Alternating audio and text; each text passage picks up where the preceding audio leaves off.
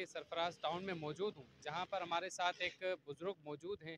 इस इलेक्शन के हवाले से उनके ख़याल जानते हैं कि वो क्या कहते हैं। अस्सलाम वालेकुम। वालेकुम सलाम। आज आज फरवरी है 2024, इलेक्शन के हवाले से क्या कहेंगे, किसको वोट दिया है आपने? देखिए, वोट मैंने किसको दिया है वो तो एक अलग बात है।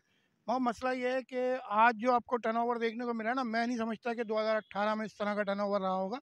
इस दफ़ा बहुत अच्छा मतलब टर्नओवर था, लोग बहुत ज़्यादा घरों से निकले हैं। अब कहानी ये है कि आगे देखना पड़ेगा कि ये जो नई गवर्नमेंट कोई भी आती है एक्स वाई जेड, वो हमारे लिए क्या करती है, क्योंकि पिछले 75 सालों में तो किसी ने कुछ भी नहीं किया। सही है ना, हम बस यही सुनते रहे कि यार यूँ या वो या वो, आप इसको वोट दे दो या उसको वोट दे दो तो हो जाएगा काम। मुझे नहीं लगता। हमारे मुल्क के अंदर सिर्फ एक ही है जो काम करती है और वो है फौज।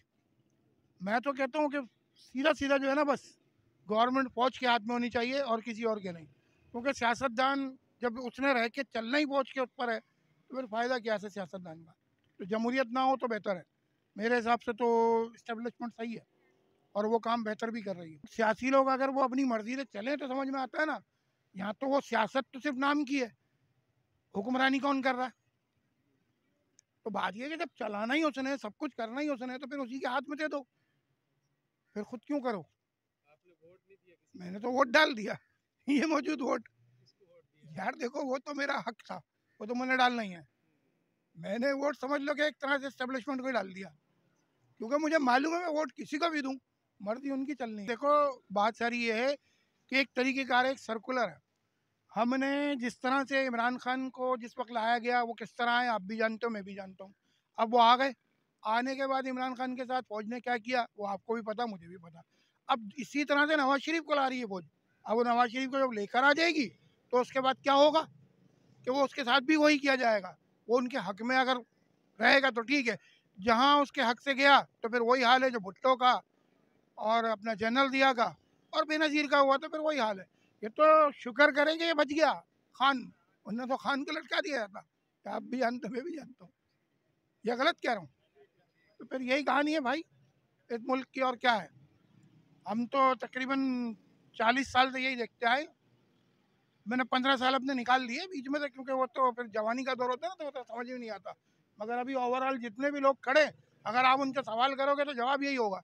आप जाओ जाके वहाँ पे जाके देखो पीटीआई का वोटर कितना है जो उसके कैंप के बाहर नजर आ रहा है, दूसरों को देखो वो खाली है। तो आपका वोट यानी एस्टेब्लिशमेंट तो एस्टेब्लिशमेंट को ही है ना, आप किसी को भी वोट डालें, वोट गया किसको। आपकी मर्जी चल रही है इस मुल्क में, और जब आपकी मर्जी नहीं चल रही तो वोट किसको गया। उनकी मर्जी चल रही है ना मेरे भाई, तो बस समझ लो आप वोट कहीं पे भी डाल कर आओ, आना उसी ने। ये लें अंगूठा देख लीजिए। अब ये देखो, मतलब मेरा वोट था, मेरा घर ये रहा, सही है ना, यानी कि एन एरिया में। और मेरे को जो पोलिंग स्टेशन मिला है वो जाके मिला 3.5 से नीचे। मेरा पड़ोसी डाल कर आ रहा है मेरे बिल्कुल बराबर में वोट। अब मैं जब वहाँ पहुँच रहा हूँ वोट डालने के लिए तो पता चलता है उस एरिया में जिसको मैंने वोट डालना है उसका निशान ही मौजूद नहीं है। भाई मैंने उससे कहा उस पर निशान नहीं है, कह रहा यार मैं क्या कर सकता हूँ। और वो भी मैं तकरीबन सुबह निकला हूँ 8 बजे और मैं वोट डाल कर आया हूँ अपने घर में 1 बजे। हर कैंप को ढूंढ ढूंढ के कि शायद यहाँ हो शायद वहाँ हो। जैसे कि आप कह रहे हैं कि एस्टेब्लिशमेंट चला रही है इस चीज़ को, तो जिस आप इलाके में रह रहे हैं उस इलाके का काम नहीं होता, हल्के के जो जिम्मेदार होते हैं वो निभाइए उनका जिम्मेदार कब काम। काम करते हैं आप बताओ, नजर आता है आपको कोई? 5 साल बाद अगर कोई नजर आता है वो भी थोड़ी देर के लिए, सही है ना, वो भी इतनी देर के लिए। आप उससे खड़े होकर बात तो करके दिखा दो मुझे। चलो अभी भी नजर आए होंगे, बहुत सारे लोग आए होंगे, आप बात करके दिखाओ। वो सिर्फ दावा करते हैं कि वहाँ उनके लिए काम वो करते हैं। आए फौरन उनके कैंप वाले उनको ऐसे करके घेर लेंगे, 4 गार्ड खड़े हैं उसके साथ, ठीक है, आप उससे बोल के दिखाओ। हक बात कोई कर सकता है? कोई भी नहीं कर सकता। आप मीडिया में रह के नहीं कर सकते हक बात। हम तो एक आवाम है, हमारे साथ तो बहुत सारी परेशानी है, हमने अपने बच्चों को, घर को, हर किसी को देखना है, मगर हम हक बात नहीं कर सकते, क्योंकि हक बात बोलेंगे।